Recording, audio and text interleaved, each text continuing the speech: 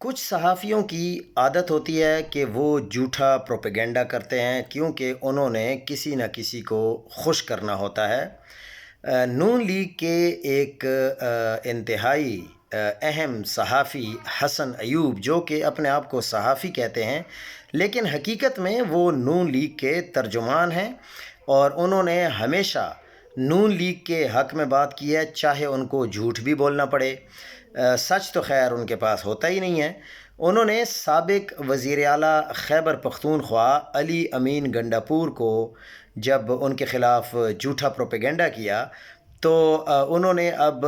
علی امین گنڈاپور نے حسن ایوب کو قانونی نوٹس بھجوا دیا ہے، اور انہوں نے یہ ڈیمانڈ کی ہے کہ چونکہ آپ نے میرے خلاف بہت ہی جھوٹے پروپیگنڈے کیے ہیں، ہر بات پہ آپ نے جھوٹ بولا ہے، تو اگر آپ نے معافی نہ مانگی تو پھر آپ کے خلاف قانونی چارہ جوئی کی جائے گی۔ پاکستان میں قانونی چارہ جوئی کا کوئی رزلٹ نکلے گا یا نہیں، لیکن دیکھتے ہیں کہ اب اس نوٹس کا کیا نتیجہ نکلتا ہے۔